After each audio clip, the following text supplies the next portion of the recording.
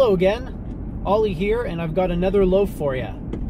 Today's loaf comes from my friend whose name I butchered last time, but in the interim I've learned how to pronounce it correctly. Mihaly Csikszentmihalyi, the author of Flow. And the quote goes like this: "Symbols can be deceptive.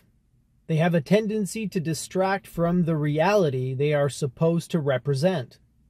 And the reality is that the quality of life does not depend directly on what others think of us or on what we own. The bottom line is, rather, how we feel about ourselves and about what happens to us. To improve life, one must improve the quality of experience." If you remember the one from yesterday by Eckhart Tolle, he talks about the opaque screen of symbols, labels, and thoughts that we view the world through. Now, Mihaly is talking about symbolism as well.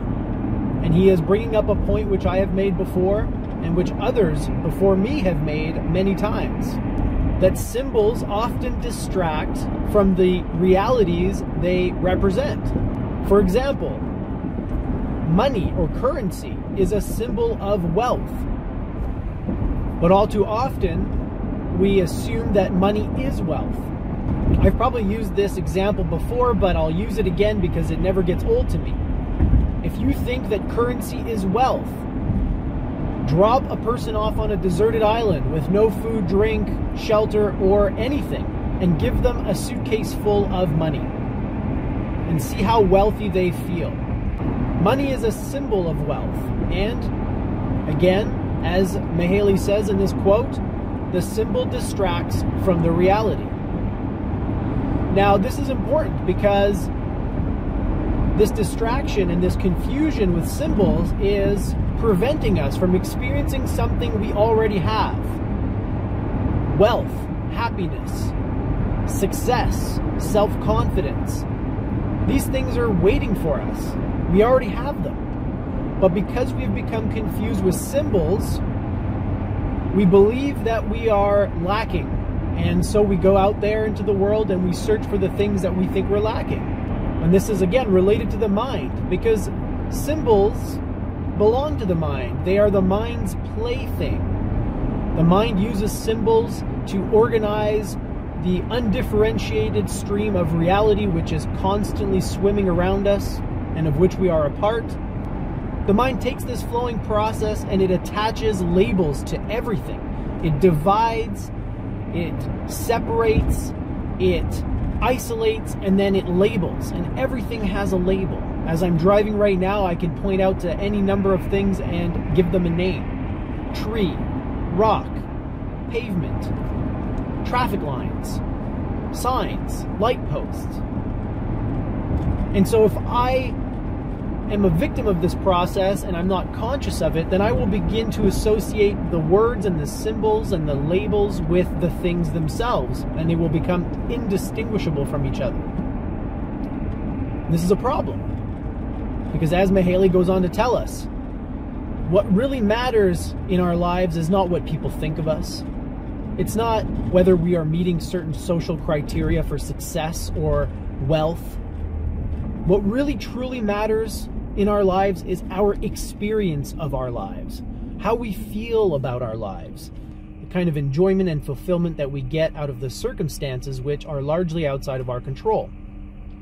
And so, Mihaly closes it by telling us what we need to do. We need to control the experience.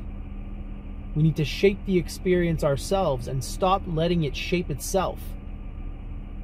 Or stop letting the mind shape it for us based on these confused notions it has become infected with.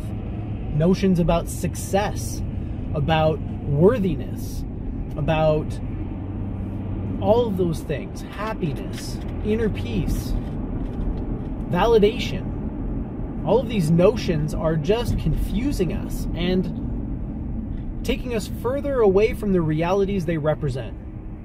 So take charge of your experience. Become the author of your story. Stop being a character that's pushed around by life. Take control of the narrative. And as you do, you will notice that life itself falls into place right alongside of it. The narrative and the reality can be merged, and they can be brought into synchronicity with each other, and then you will know true peace and true validation. You won't depend on people's opinions for a sense of worthiness. And even if everyone in the world rejects you, you will still feel satisfied and worthy. But of course, that's not what's going to happen. You're not going to get rejected.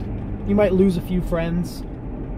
You might drift from certain people and certain groups you used to associate with. But believe me when I tell you, this won't make you sad and it won't hurt you, because you will be self-reliant and you will have everything that you need within yourself. Anywho, that's what I got to say. Thanks for joining me, and live well, my friends.